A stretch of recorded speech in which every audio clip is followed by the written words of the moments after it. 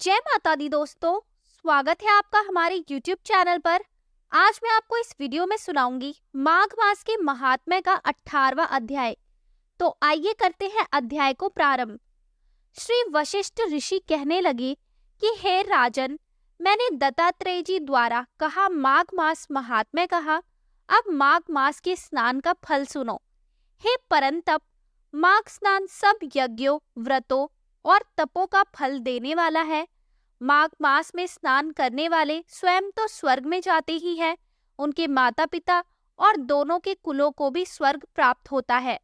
जो माघ मास में सूर्योदय के समय नदी आदि में स्नान करता है, उसके माता पिता के 7 कुलों की पीढ़ी स्वर्ग को प्राप्त होती है। माघ मास में स्नान करने वाले दुराचारी और कुकर्मी मनुष्य भी पापों से मुक्त हो जाते हैं और इस मास में हरि का पूजन करने वाले पाप समुदाय से छुटकारा भगवान के सदृश शरीर वाले हो जाते हैं। यदि कोई आलस से भी माघ में स्नान करता है, उसके भी सब पाप नष्ट हो जाते हैं। जैसे गंधर्व कन्याएं राजा के श्राप से भयंकर कल को भोगती हुई लोमश ऋषि के वचन से माघ में स्नान करने से पापों से छूट गई। यह वार्ता सुनकर राजा दिलीप विनय से पूछने लगा कि हे गुरुदेव, यह कन्या किसकी थी? उनको कब और कैसे श्राप मिला? उनके नाम क्या थे? ऋषि के वाक्य से कैसे श्राप मुक्त हुई और उन्होंने कहाँ पर स्नान किया? आप विस्तार पूर्वक सब कथा कहिए। वशिष्ठ जी कहने लगे कि हे राजा, जैसे अग्नि से स्वयं अग्नि उत्पन्न होती है, वैसे ही यह कथा धर्म और संतान उत्पन्न करती है।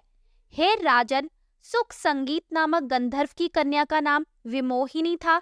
सुशीला तथा स्वर वेदी की सुंबरा, चंद्रकांत की सुतारा तथा सुप्रभा की कन्या चंद्रका, यह 5 सब समान आयु वाली तथा चंद्रमा के समान कांति वाली और सुंदर थी।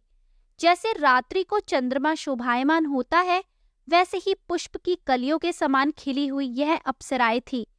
ऊंचे पयोधर वाली पद्मनी, वैशाख मास की कामिनी यौवन दिखाती हुई, नवीन पत्तों वाली लता के सदृश, गोरे रंग सोने के सदृश चमकती हुई और सोने के अलंकारों से सुशोभित, सुंदर वस्त्र धारण किए हुए, अनेक प्रकार के गाने और वीणा अथवा बांसुरी तथा दूसरे बाजे बजाने में प्रवीण और ताल, स्वर तथा नृत्य कला में निपुण थी। इस प्रकार वे कन्याएं क्रीड़ा करती हुई कुबेर के स्थान में विचरती थी।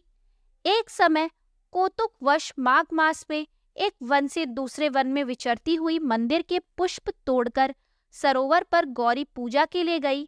स्वच्छ जल के सरोवर में स्नान करके वस्त्र धारण कर, मौन हो, बालू मिट्टी की गौरी बनाकर चंदन, कपूर, कुमकुम और सुंदर कमलों से उपचार सहित पूजन करके यह 5 कन्याएं ताल नृत्य करने लगी।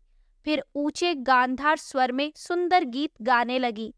जब ये कन्याएं नाचने और गाने में लीन थी, तो उस समय अछोत नामक उत्तम तीर्थ में वेद निधि नाम के मुनि के पुत्र अग्नि ऋषि स्नान को गए। वह युवा ऋषि सुंदर मुख, कमल सदृश नयन, विशाल छाती, सुंदर भुजाओं वाला, दूसरे कामदेव के समान था। शिखा सहित दंड लिए, मृग चर्म ओढ़े, यज्ञोपवीत धारण किए हुए था। उसको देखकर 5 कन्याएं मुग्ध हो गई और उसका रूप व यौवन देखकर कामदेव से पीड़ित हो, देखो देखो ऐसा कहती हुई उस ब्राह्मण के चित्त में कामदेव का डर उत्पन्न करने लगी और आपस में विचार करने लगी कि यह कौन है। रति रहित होने से कामदेव नहीं और एक होने से अश्विनी कुमार नहीं। यह कोई गंधर्व या किन्नर या कामरूप धारण कर कोई सिद्ध या किसी ऋषि का श्रेष्ठ पुत्र या मनुष्य है। कोई भी हो, ब्रह्मा जी ने इसको हमारे लिए बनाया है। जैसे पूर्व कर्म के प्रभाव से संपत्ति प्राप्त होती है, वैसे ही गौरी जी ने हम कुमारियों के लिए श्रेष्ठ वर दिया है और आपस में यह तुम्हारा वर है, यह मेरा अथवा सबका, ऐसा कहने लगी। जिस समय उस ऋषि पुत्र ने अपनी मध्याह्न की क्रिया करके ऐसे वचन सुने, तो वह सोचने लगा कि यह तो बहुत बड़ी समस्या उत्पन्न हो गई।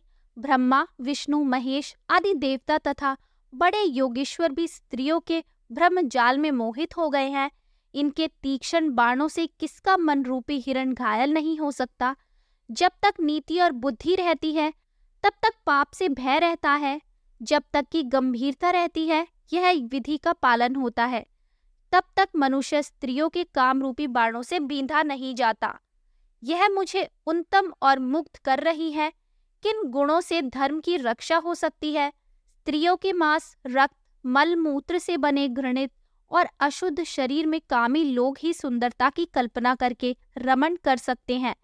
शुद्ध बुद्ध वाले महात्माओं ने स्त्रियों के पास रहना कष्टकारक कहा है, सो जब तक यह पास आए घर चले चलना चाहिए। अतः जब तक वह उसके पास आई, वह योग बल के द्वारा अंतर ध्यान हो गया। ऋषि पुत्र के ऐसे अद्भुत कर्म देखकर वह चकित होकर डरी हुई चारों ओर देखने लगी और आपस में कहने लगी कि यह क्या इंद्रजाल था जो देखते देखते विलीन हो गया। और वह विरह की अग्नि में जलने लगी और कहने लगी कि हे कांत, तुम हमको छोड़कर कहाँ चले गए? क्या तुमको ब्रह्मा ने हमको विरह रूपी अग्नि में जलाने के लिए बनाया था? क्या तुम्हारा चित्त दया रहित है जो हमारा चित्त दुखाकर चले गए? क्या तुमको हमारा विश्वास नहीं? क्या तुम कोई मायावी हो? बिना किसी अपराध के हम लोगों पर क्यों क्रोध करते हो? तुम्हारे बिना हम नहीं जिएंगी। जहाँ पर आप गए हो हमें शीघ्र ले चलो, हमारा संताप हरो और हमें दर्शन दो। सज्जन लोग किसी का नाश नहीं देखते। तो दोस्तों, यहाँ होता है माघ मास के महात्म्य का 18वां अध्याय समाप्त। आगे की और अध्याय सुनने के लिए हमारे चैनल को सब्सक्राइब करें और शेयर करना ना भूलें।